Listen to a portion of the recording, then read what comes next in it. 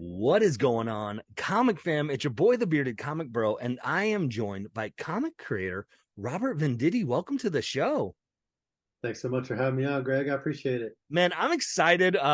We've been talking for a while, getting stuff scheduled, and you've been in comics industry for quite a while. Currently with Savage Squad 6, but Superman 78. You worked on Hawkman. You just had a series with Bad Idea Tankers and Green Lantern stuff. Like, I feel like, all over. I haven't even talked about Valiant. Like, wow, you've been done a lot in the comic industry. Yeah, I want to say it was a little while ago that I did like my 350th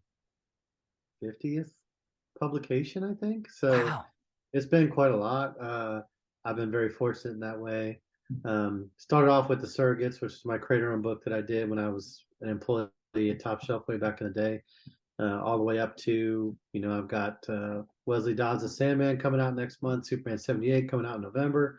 Savage Squad 6 is out right now and running through November. So to still be doing, multiple books a month, things like that all these years later, I feel very fortunate.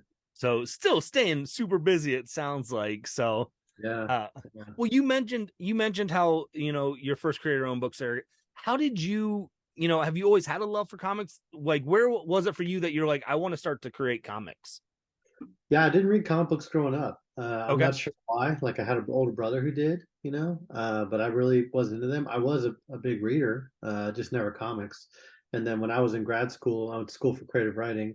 I worked with somebody. I was working at a Borders Books and Music. If y'all know what Borders is, they've Yep. been out of business for quite a while. But I worked at a Borders Books and Music, and one of my buddies I worked with there, got to be really good friends with, was a big time comic book guy.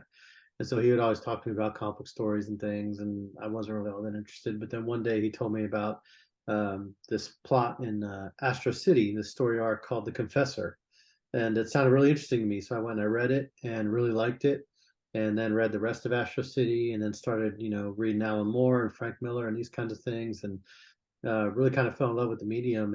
And I had always been writing prose, short stories, short Yep. fiction, things like that in my creative writing classes.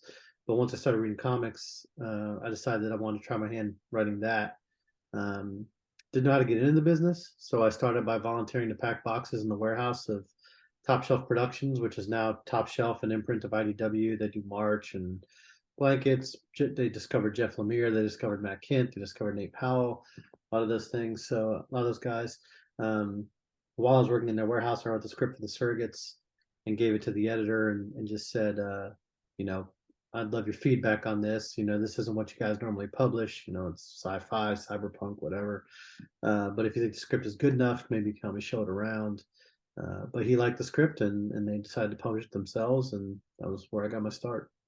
That's so cool. So, like, always whenever I have creators on, usually they have like a draw to comics when they're a kid. And so to kind of hear like that someone else, their passion, their love, they told you about a story. And the cool thing about you is like everyone always asks, like, what's your first comic you read? I'm like, I don't, it had to have been a Batman comic at some point, but like, no, you like Astro City, like at least like, the one that you remember of like Astro City Volume 2, Number 4 is the specific issue that that was the got you. first one that I read. Yeah. That if it And wasn't for that issue, we wouldn't might have had all your glorious work. So yeah, yeah. And it is interesting. I didn't read them growing up. I don't know a lot about the continuities and the characters and things like that. Like I literally I know next to nothing about Marvel except what you see in movies because I've never really worked for Marvel. I know more about DC now because I've worked for them quite a number of years, and over right. time, you read stuff and whatever. Um, but I generally come to these stories uh, a lot of times without any knowledge, like Hawkman. I didn't know anything about Hawkman really, and Yeah. so it allows me to maybe come up with some ideas and make some connections with characters that I might not do if I had been reading comics ever since I was a kid. Yeah. So sometimes it works against me, but I think it allows me to come up with stories at least or maybe are a bit different Yeah. uh, than a lot of other writers. And also, I'm that mythical new reader that everybody always talks about. Like read every issue because it's somebody's first issue and things like that. I am that person, who went into the comic book shop and felt very daunted by Superman number 8 million and Spider-Man number 600,000 and whatever. And I was like, where do I get to start? And so I'm very much that reader that I always try to write for myself, because there are people out there. I just met somebody the other day who told me Superman 78 was the first comic book they ever read, and now they read comics. So, Wow. yeah, So how is your process then as a writer? Like you said, it works for you and it works against you sometimes, not having this knowledge growing up of, yeah. let's say DC characters, because that's where your wheelhouse is, it seems like. So how do you go in and prep for something like a Hawkman that, like, it's because you don't know a lot of the history of Hawkman, but you still want to respect what's been done. So what's your process of Yeah. creating on that, so that way Yeah. you still can tell a Hawkman story and people go, oh, it's Hawkman. Yeah, so it goes in phases, right? And so like the pitch phase, and it was always kind of funny at DC, because whatever they would ask me to pitch for a character, even in Green Lantern, whatever, I would always say I know nothing about this character. I know he's green and apparently he's got a lantern, but I don't know what it does, but I'll go do some research. And so it's kind of like I had a reputation for that. And so with Hawkman, I didn't know anything about Hawkman except the visual, Yeah. and that he had a reputation for being the most confusing character in all the comic books. And that appealed to me because everybody has holes in their game. There's things that I feel like I don't do well as a writer, but one thing that I do feel I do well and have confidence in is my ability to, you know, somebody can dump a puzzle on my desk and I'll be able to put the pieces together and make it work in a way that is understandable and digestible for the audience. And I think that served me well whenever I've had to do event tie-ins or things like that. I'm always able to work with them in a way that feels organic to the story that I'm currently working on and things. I guess it's just kind of part of how my brain works.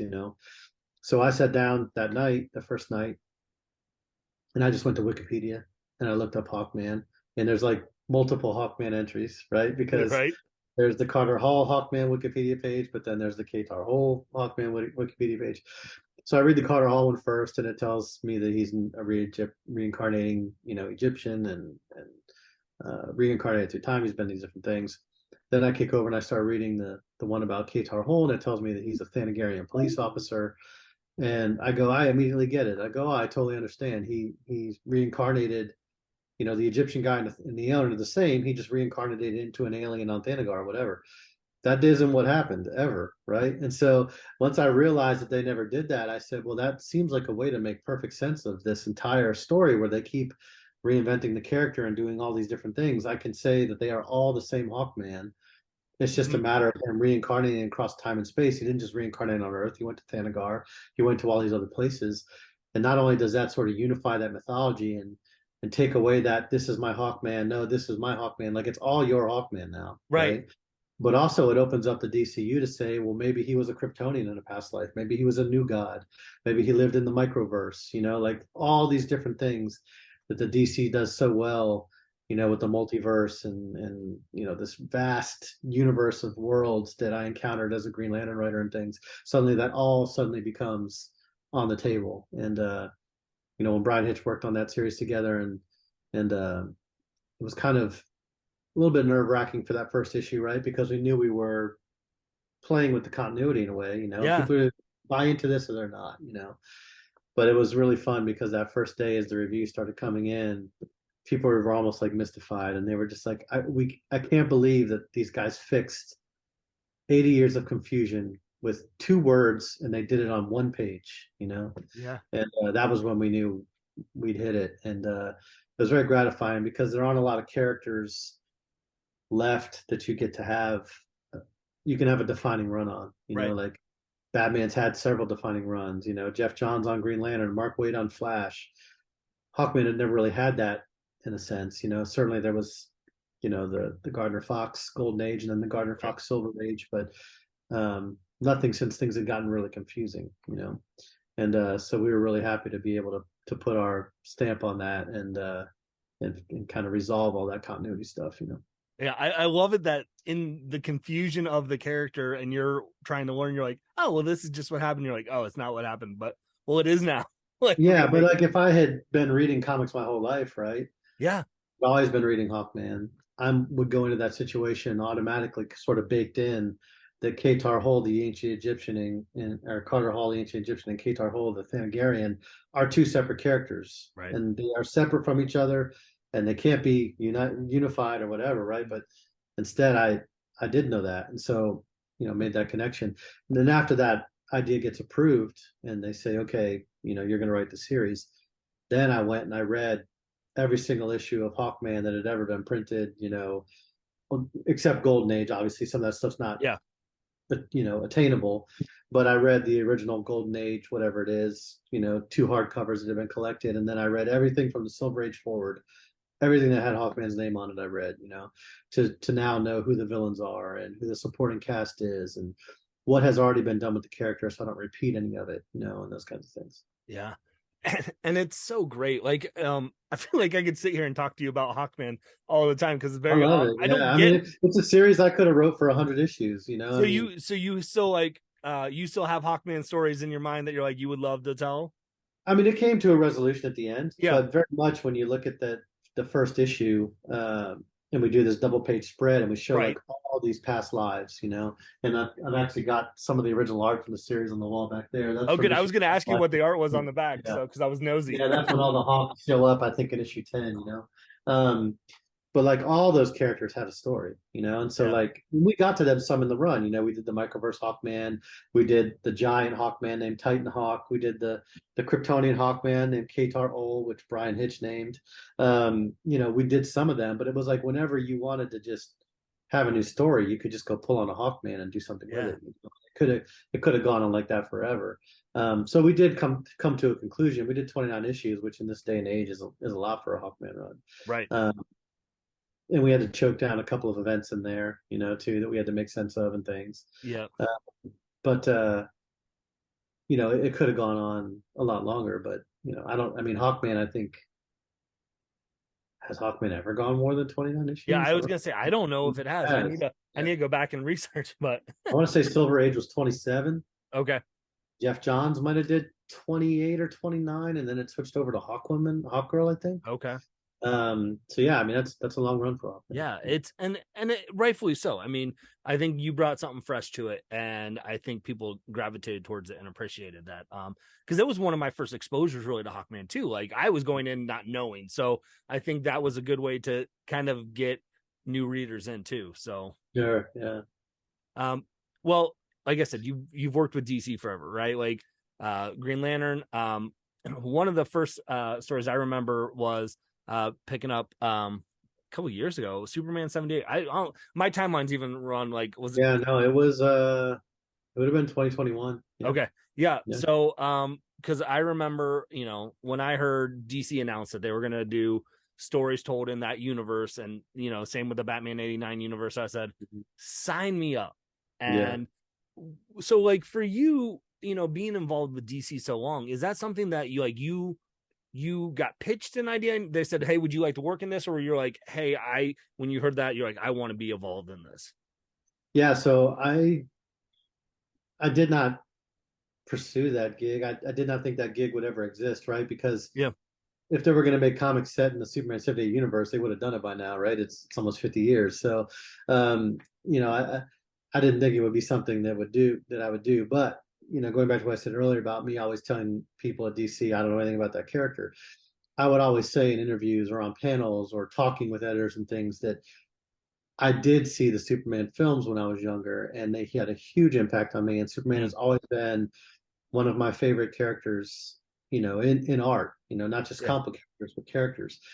And even though I never read any Superman comics, that Richard Donner, Christopher Reeve Superman, the movie, and then even more so because I was a bit older, Superman 2, just had such an imprint on me. And so DC knew that, and so the editor, Andrew Marino, was putting these projects together, and I'd worked with him on a ton of things, Hawkman, Green Lantern, Freedom Fighters, a lot of stuff at DC I'd done with Andrew.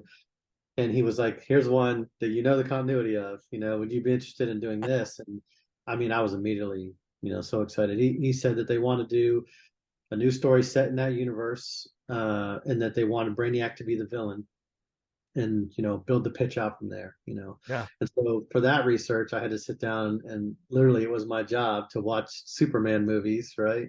So I watched Punishment. all four. You just I know, make it so hard.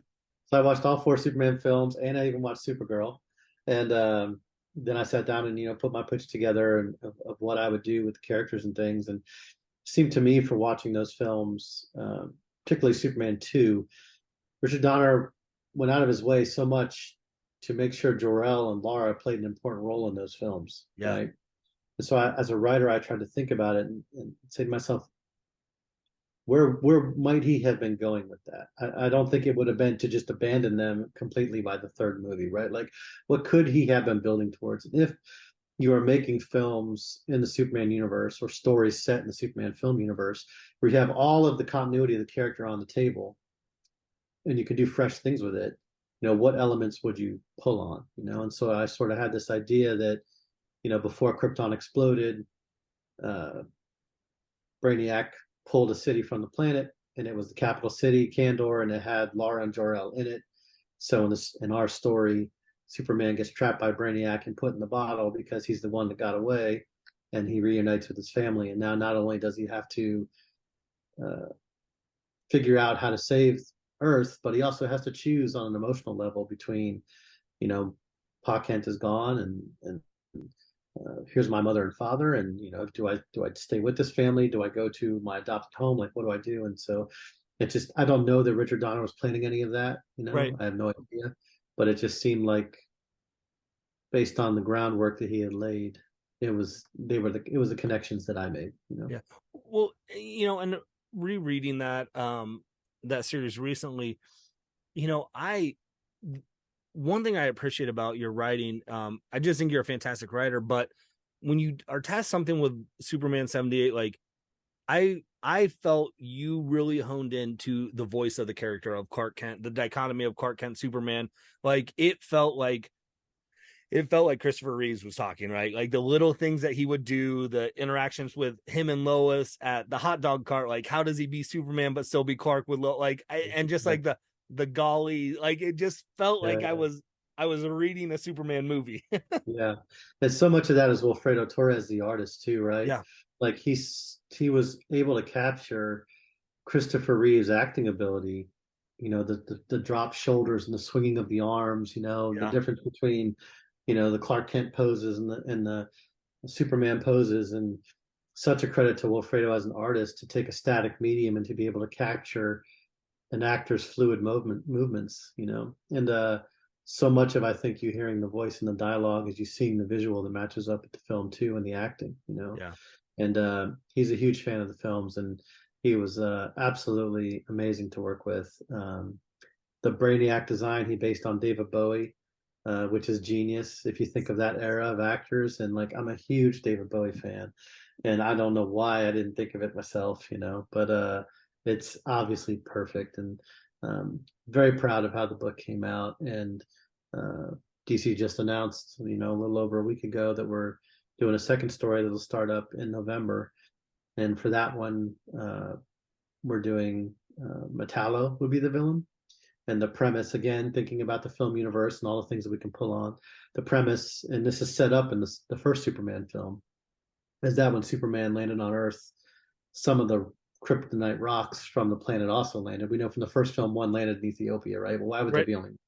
So our premise is that one landed in the USSR and Metallo is a Soviet soldier. And so we're going to do sort of that Cold War 1980s, Superman versus a Soviet, and do that story. So yeah. Let's go. Ooh. I gotta ask. Oh man, I'm excited for that. Before I hop off of Superman Sunday, because I want to get into Savage Squad 6. There's a panel, I believe it was issue 6. I just gotta know whose idea was to have this ragtag group of kids from another Yeah, possible that's universe. Wilfredo. Yeah, that's Wilfredo. Yeah, he would just throw those things in there. I would never, as a writer, I mean, I would never put those kind of Easter eggs Right, in a script for an artist, because I don't know that they like to draw from photo reference and want to go find real people and try to right. draw them, or scenes or whatever. If the artist wants to do that, I leave that up to their discretion. But yeah, he put them in there. There's a bunch of stuff Yeah, in because there. I correct me if I'm wrong. I feel like Richard Pryor's character is seen in the Gus background. Gorman, Gus Yep. Gorman, yeah. Some of the cast from Barney Miller is in there. I believe Shaggy from Scooby Doo is in there. It's So yeah, he really had some fun with some of those things. And uh, I did actually do it one time. I did do it one time, but I don't think he actually did it. I suggested that for when Lex Luthor gets in the cab, that the cabbie be Elaine Nardo from the TV show Taxi. Uh, but I don't know. I don't think he did that one. Yeah, but he Um, did a bunch of others. Yeah, yeah. So yeah. that's so good. So talked a lot about working with, intellectual property. But then you've done a lot of creator owned stuff as well. Mhm. Currently though, with the Dark Horse comic, you've got Savage Squad 6. And so if someone hasn't gotten to read that, that's currently out, issues 1 and 2 at the time of this filming are out. So what is this series about? And yeah. Yeah, so yeah, issue 1 and 2 are out. 3 will be out in September, 4 in October, and that'll be the end of the miniseries. They're oversized issues. I wouldn't say oversized, but they have 24 to 28 pages an issue of story, you know. Yep. But it's a series I wrote with one of my best friends. His name is Brock McKinney. He's a writer, he's a film director. He's done all kinds of things in his career. He and I are very close. It's an idea we've had for a while. We really want to do. We love 80s style action movies. We want to do something that kind of tapped into like a Predator type of vibe. But I have a daughter. He has a daughter.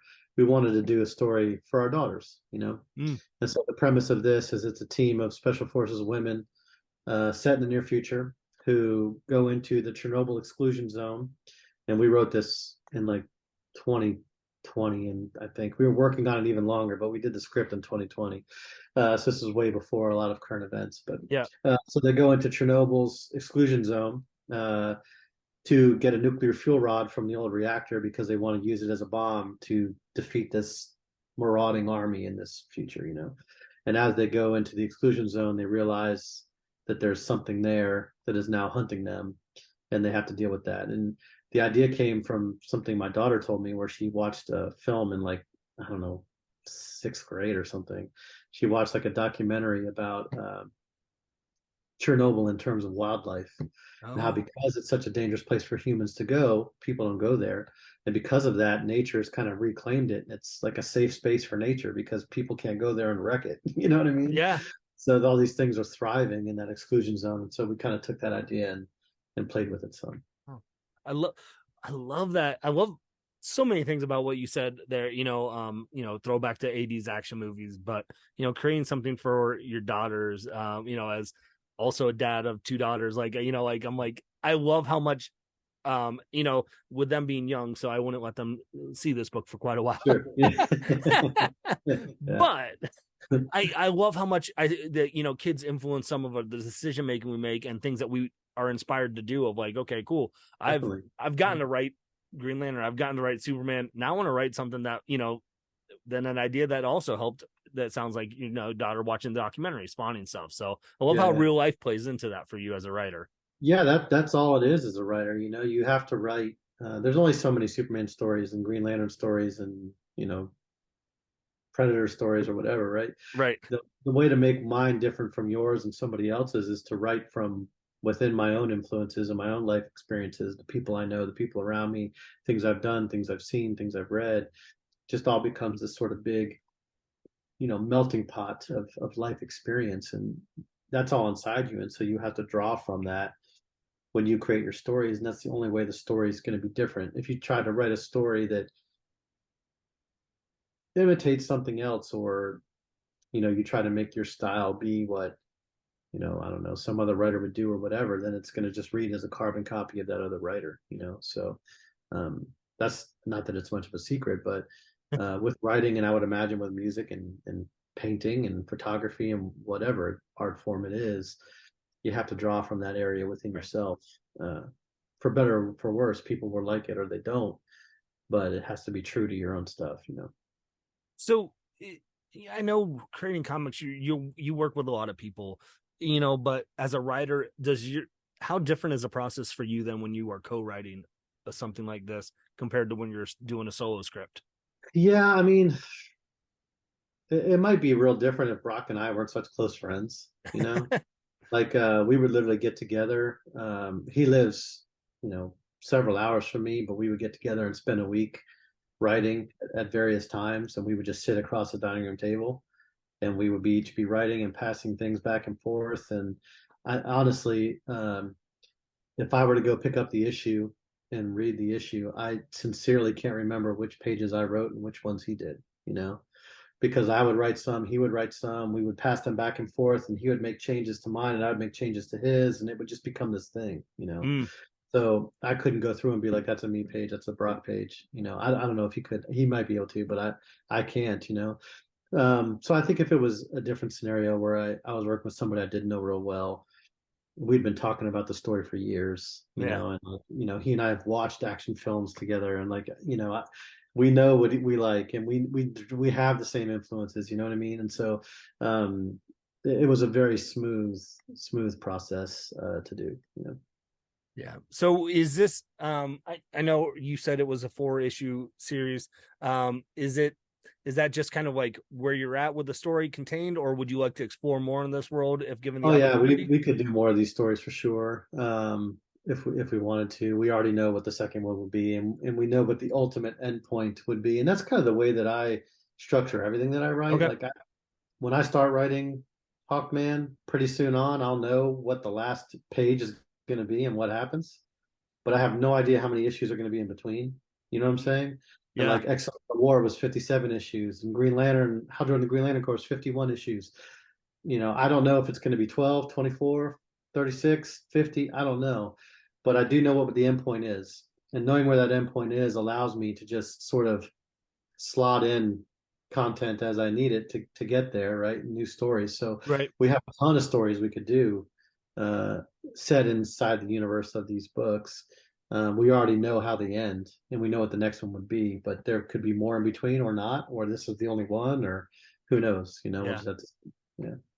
I I love it. I want to let respect your time here too. I've I've noticed at least in reading Hawkman and then reading Tankers, seem to bring in dinosaurs a lot into your writing. You got it in like issue 3 of Hawkman, then Tankers was all with dino. Like, is it? Did you just got a love for dinosaurs that they got to show No, off? actually, I mean, who doesn't like dinosaurs, Right. right? But with Hawkman, I was trying to figure out exotic places he could go because it kind of has this Indiana Jones vibe. But Yeah. instead of searching for something, he's searching for his own past and his own history. Like he's going to all these places throughout the DCU to ultimately uncover himself, you know. Yeah. And so Dinosaur Island seemed like a cool place that Hawkman could go, you know. With tankers, I mean, Bad Idea came to me and said, you know, we have this idea that the oil companies send mercenaries in mech suits back in time to fight dinosaurs, you know, because they need more oil in the present. And That's I built the whole story out from there, you know. So, but yeah, I mean, I'm trying to think, am I working on anything with dinosaurs right now? Um, I don't. I'm not working on any new stories with dinosaurs, but I'm never going to shy away from an opportunity to put a all dinosaur right. like an ape. You know what I'm saying? Like Yeah. when I wrote Flash, I didn't get to do a lot with him, but I made sure I used Gorilla Grodd. When I did Green Lantern, there wasn't an ape Green Lantern, so I made one. His name was Space Ape. In Hawkman, we used Yep. the wingers, spelled wingors, I guess, ends in Yep. ORS, which is from the Silver Age continuity. There was these giant winged apes, you know. So I'm always trying to fit apes in there too. This stuff's just fun to draw. Even in that Damage series I did, I Yep. used Con Gorilla, and in Superman Man of Tomorrow, I used Titano. You know, so I've got like the checklist. I'm trying to. I mean, I know there's still Angel and the Ape out there. There's Mansoor Mala. There's a few that I haven't gotten to, but I hope I can work my way through all of them at some point. You know, Right. Detective Chim, you can figure out some ways to Detective get some. Champ. Yeah, You yeah, can get some more in there. yeah. So, you've already mentioned that you're doing some more stuff in the Superman universe. Do you have anything else that you can talk about that's coming out that you want to promote? That Yeah, so starting in August is Wesley Dodds, the Sandman. It's a 6 issue miniseries I'm doing with the original Sandman, Wesley Dodds from the JSA lineup. It's set in 1940. Riley Rossmo is the artist on that, doing absolutely phenomenal work. Very noir. You know, Sandman Mystery Theater is a big touchstone for myself and Riley as well. So we're drawing a lot from that. I love the JSA characters. You know, anytime I could have an opportunity to write any of the JSA characters, you know, it's checking something off my bucket list. right? So we've got that. The new Superman 78, as I mentioned, starts up in November. Um, I don't think I should talk about any of the other stuff, but there are, let's see, I'm trying to think. There's one, two. three, four other projects I'm working on right now. That'll all be announced, I would say, in the relatively near future. Okay. Some new stuff from Bad Idea, um, some other stuff from DC. So yeah, quite a bit of different things. Yeah. Excellent. So, well, since you've got a lot, I mean, you've got a lot for people to read right now, so we can be patient and wait for the other announcements. But when those announcements come, where's the best people to fall? Where's the best place for people to follow along with you to see what you're doing, what you're creating? Sure, yeah, you can just follow me on social. I'm not on Facebook, but I'm on Twitter and Instagram and Threads, all just at Robert Venditti, my name.